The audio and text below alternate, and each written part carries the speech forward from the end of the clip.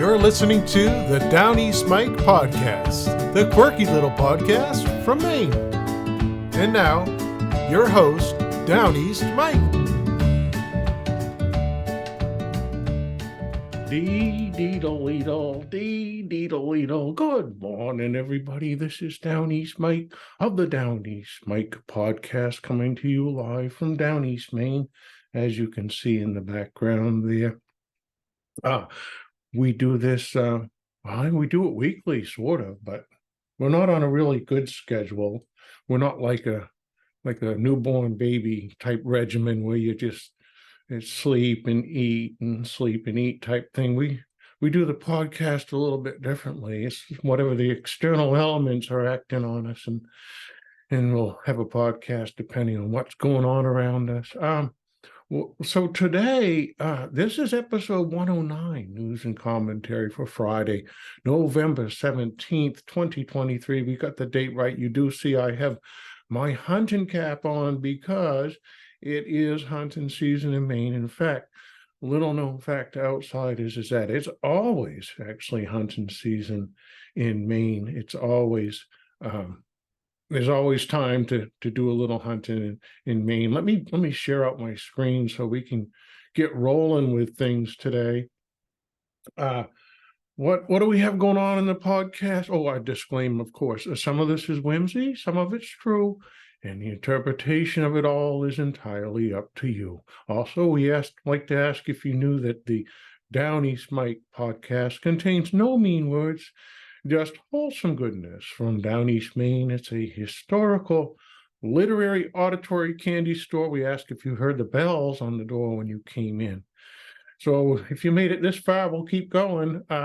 In today's episode, we have these are actually headlines from 1977, but they play just as well as the headlines from today. Syria is coming back to back a visit to Israel from 1977. Iranian students are at the Maine Maritime Academy. That was in 1977. The North Wayne Tool Company, 1891. That's actually a headline you wouldn't see today. We'll look a little bit at that tool company out of North Wayne, Maine. We have the illness of the instant, which we'll get to in just a second, the mollusk of the moment, and more. I do question that mollusk of the moment. I'm not sure if we have that category right, but we'll still talk about something that lives pretty close to the ground. Birthdays today. Happy birthday today to Henry James of Vermont. He's barely a week or so old. And although he hasn't listened to the Downeast Mike podcast, I'm sure he'd approve when he gets a chance. Let's look at our illness of the instant. Protester's paw. Now, protester's paw is something that it's only going to afflict you if you're at a protest. And that is something that I think they feel it primarily if they're holding a newly assembled sign with a squared off pole that they're holding it with. Now, if it was a rounded pole, they don't feel it quite so much, depending on what the protest is. But if it's the square side, the protester's paw is going to result in a tired hand and a clenched grip and possibly some abrasions from holding that sign too long. If you want to get a protester's paw to see what it feels like, just come to downtown Augusta, Maine, or Portland. There's always a protest going on of one form or another that you can join in on and partake and see what that illness of the instant, the protester's paw, actually feels like. Maybe you could even go protest the protest if you wanted. We do have a word of the day today. It's profligate, and that can be used as an adjective. Look how we put this up here on the screen. Wildly extravagant or completely given up to dissipation and licentiousness. Whoa, that'll have to be his own word of the day, I think. Profligate as a noun is a person given to wildly extravagant and usually grossly self-indulgent expenditure. Profligate. He says, don't get overwhelmed by the history of the word when a royal record keeper reported the profligation of the knights almost 5 centuries ago. He didn't mean the knights were wildly indulgent in excesses. He meant they were thoroughly defeated in battle. What would it be like to be thoroughly defeated in battle? There's nothing etymologically extreme near the Latin verb profligere, which is the root of both profligate and the much rare profligation, meaning ruin, means to strike down, to destroy, and to overwhelm.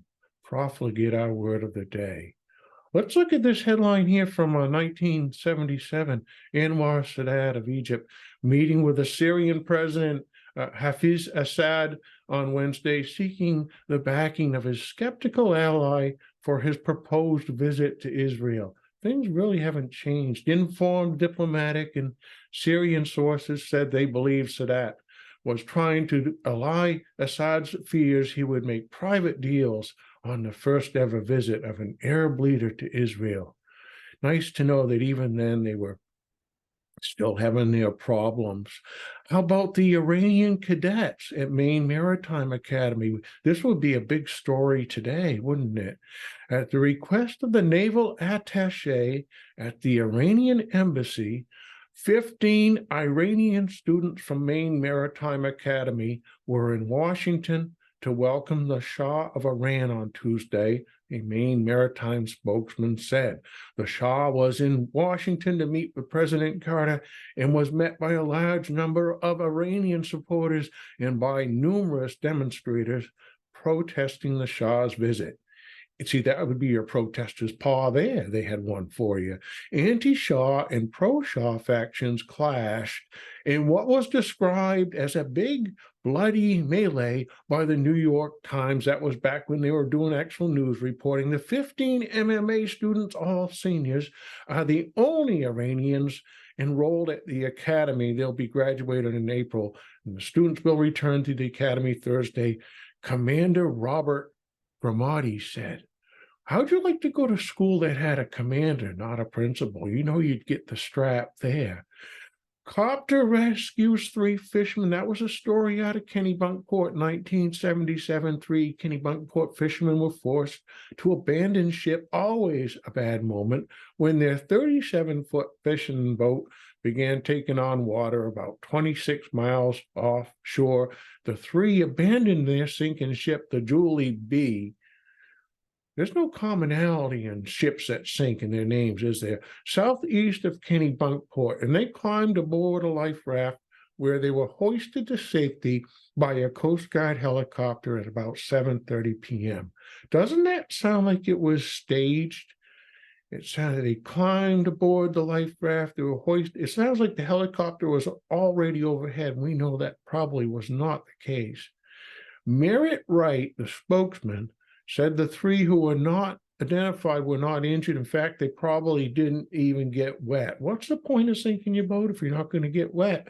Wright said the fishermen radioed for help about 6 p.m., saying this ship was taking on water. Hello? We're going under here. The Coast Guard dispatched 2 cutters from Portland, a helicopter from Cape Cod, Nicholas Cage, and that fella Tate Channing, and a rescue ship from Portsmouth, New Hampshire. Excuse me. The spokesman said the Julie B was awash like this podcast, but did not go under like this podcast. A rescue boat was attempting to tow it to Portsmouth Harbor. There was not immediate indication why the boat began taking on water. Do you think it was because it had a hole in it, maybe? Look at this story here in this next little slide. At one time, the small town of Hancock had 7 post offices. Now, today, you don't get the mail that you're supposed to get from one post office, and they had 7. So you had more choices. You could go track down that missing car registration, which is probably up the road a little bit.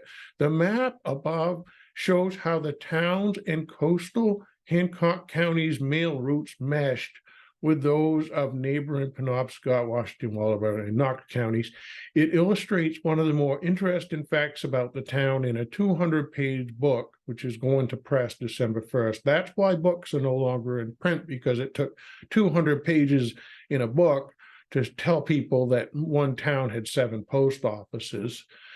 Also on this day, 1975, the industrial nation chiefs and a 3-day talks in France. This is sort of like what's going on there with Biden, XI, Chi, whatever his name is, as ended a 3-day talk in France. They promised more jobs, lower prices, and greater economic stability.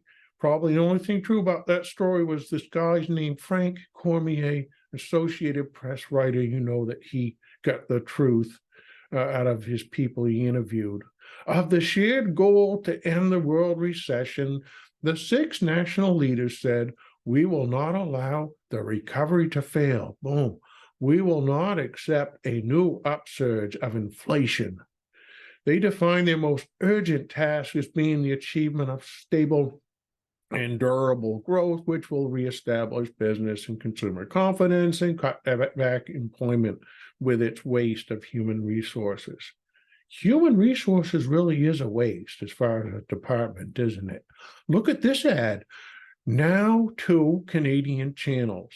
Channel 9 out of Sherbrooke, Quebec, CKSH-TV, Channel 9 is here.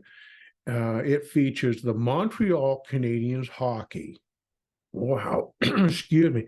NHL, CBC French Network, Montreal Expos National League Baseball, Canadian football, cinema, 16 per week. I don't know what that means.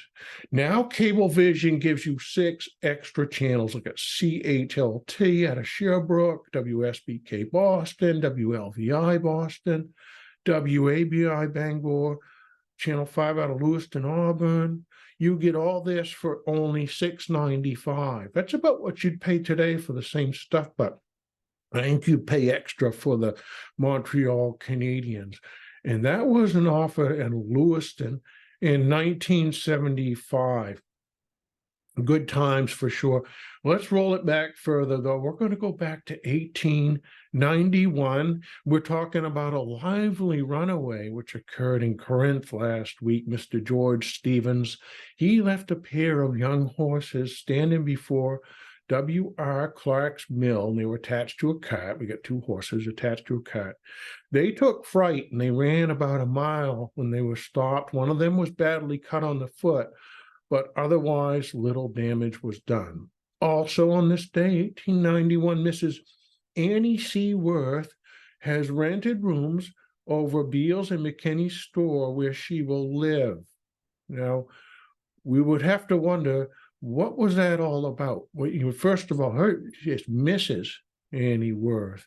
And why did we think it was of noteworthy that we needed to mention that she's renting rooms over Beals and McKinney's store unless there's trouble at home? And that's probably what's going on. But that was November 17th, 1891. So we may never know what really went on there. Farmers at Rumford are to receive 3 cents for 26 ounces of sweet corn under the new contract for the coming year. Here's another story. It's understood that a syndicate contemplates the purchase of the Lawson Hotel at South Harpswell. Always a good investment, real estate in Harpswell. The hotel is situated on high land, commanding an excellent view of Casco Bay, and with right management, might be made one of the more attractive resorts on the Maine coast. You could put a tent on the coast in Harpswell, and that would be an attractive resort. Let's not fool ourselves. Mr. George Shea of Bowdoin, class of 93, is to teach the school in district number 18 this winter. That was back when you teach school when you were 19, you retire at 25.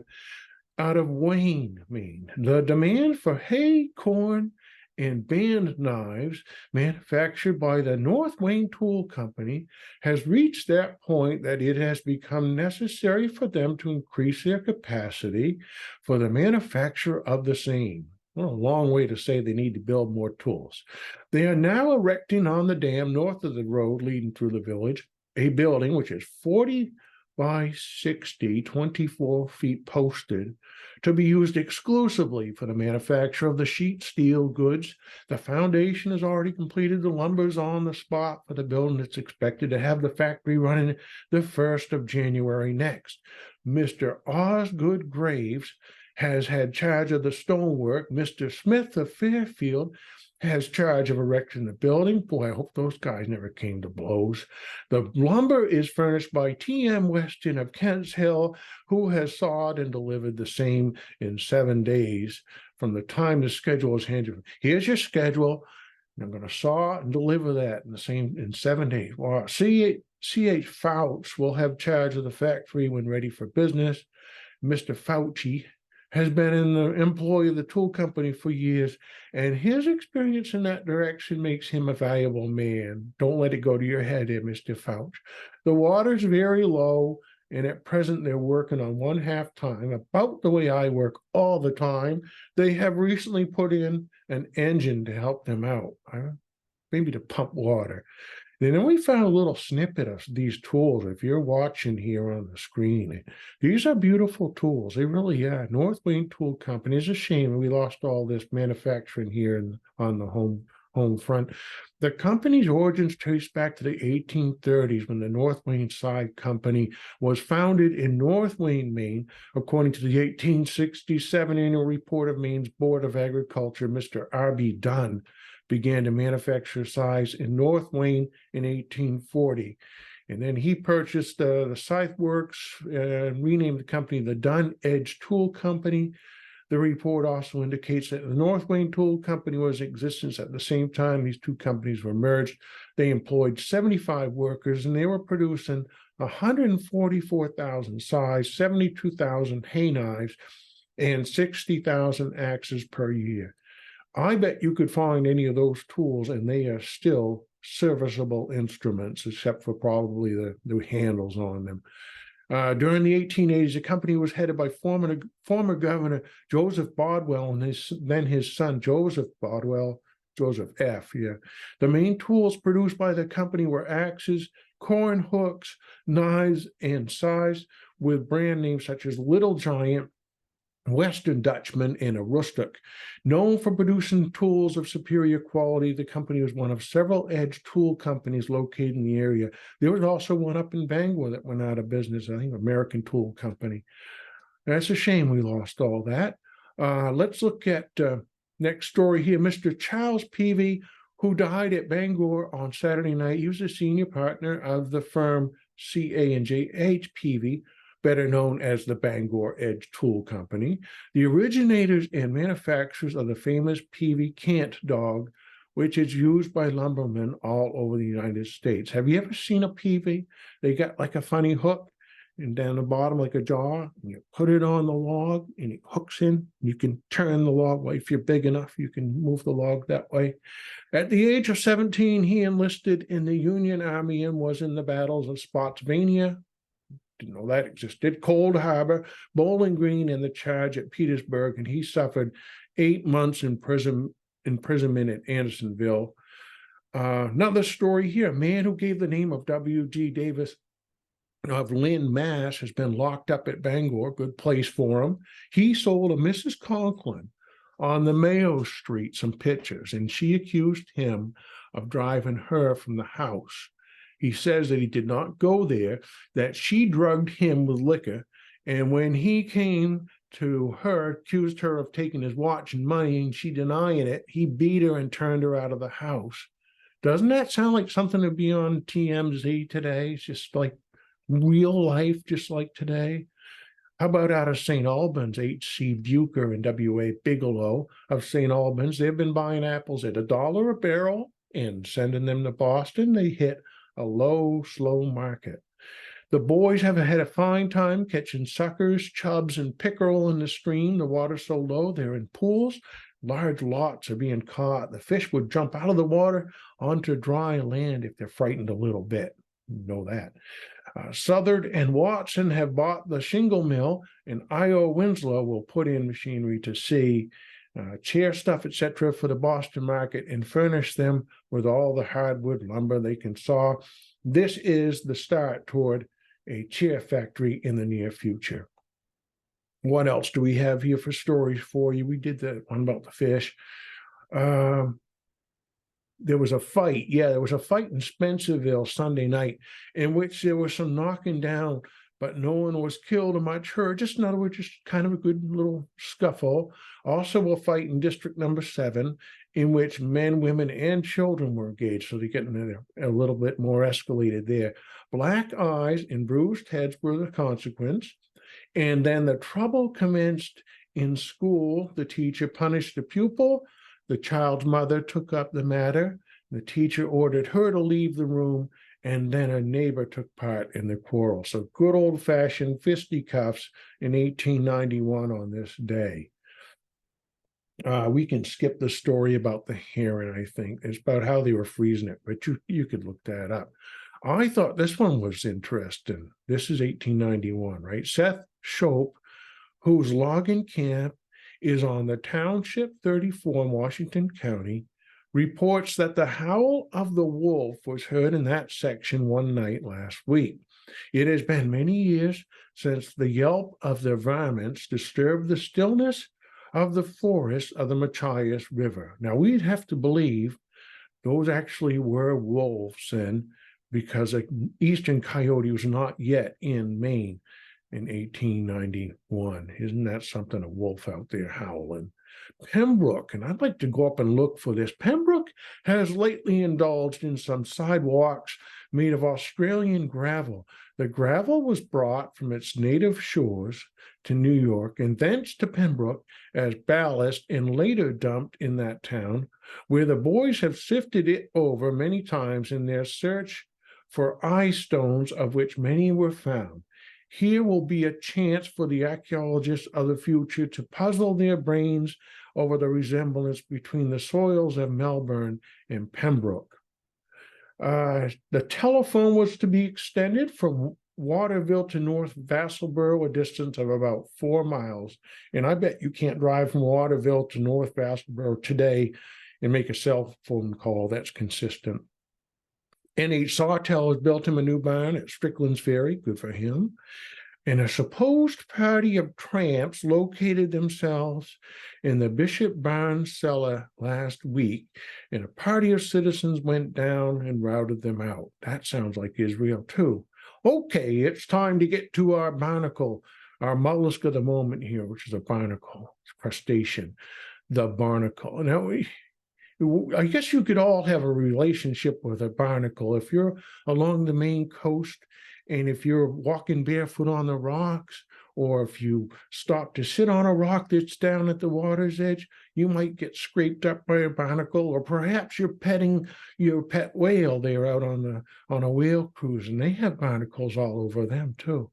Barnacle, any of more than 1,000 predominantly marine crustaceans of the subclass Cirripedia, highly modified for sedentary life. That's like me.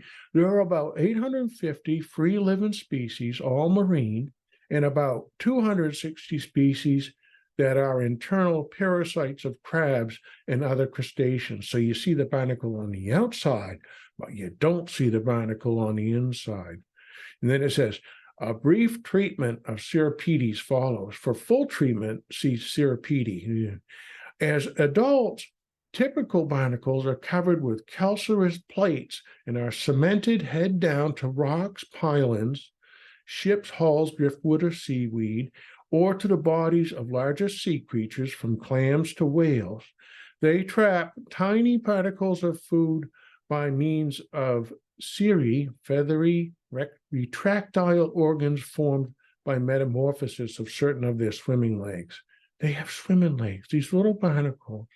Hermaphrodite forms sometimes have a minute, virtually formless complemental male, with my marriage attached to them. In a few species with separate sexes, a similar male is attached to a much larger, fully formed female. Cross-fertilization is usual, but self-fertilization does occur. Yes. Okay, I'm getting off track here. Typical barnacles have 6 pairs of cirri and more or less complete shells. Burrowing barnacles, about 30 species. This is just overwhelming. They're small unisexual forms that lack shells and have fewer than 6 pairs of cirri. They burrow into hard, limy materials such as clam shells and coral. And parasitic Cirripedes of the order Rhizocephalidae, they have about 230 species. They lack appendages, shells, and gut, and resemble fungi. It's just overwhelming. I thought I was just going to do a story on a simple barnacle. But anyway, barnacles are barnacle.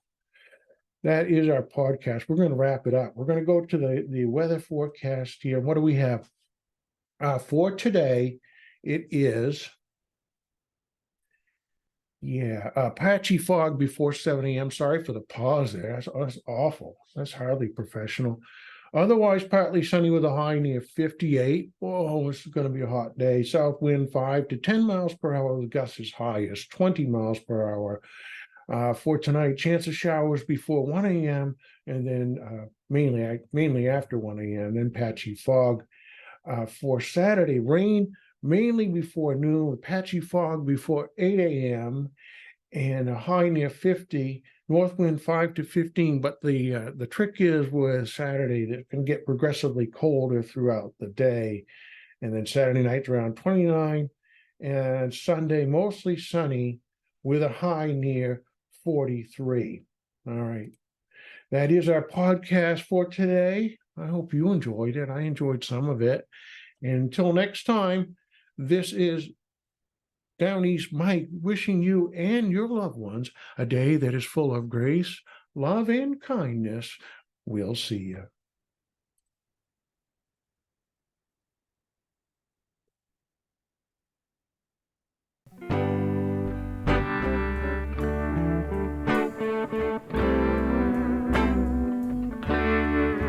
Don't feel sorry for me. I'm just a seal on the rocks in Maine.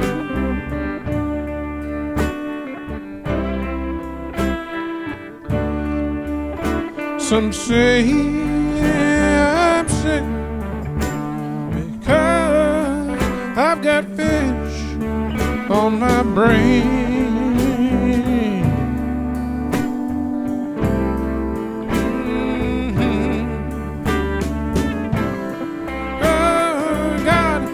Here comes the shark. Oh, he's a biter for sure. I've got faith, I can swim. I can swim forevermore.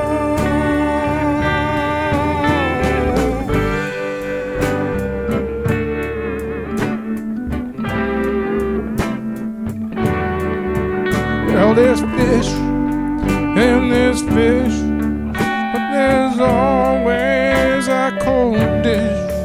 And if you draw me a tin, oh, I know that I'll dig in, 'cause I'm a seal on the coast of Maine.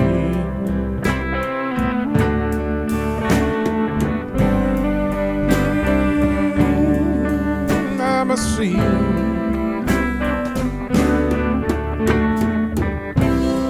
Oh God, here comes the shark. Oh, he's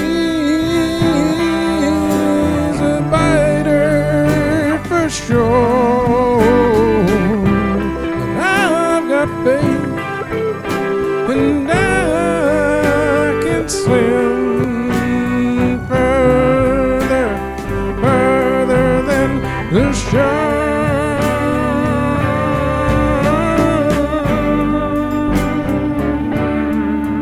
I'm just a seal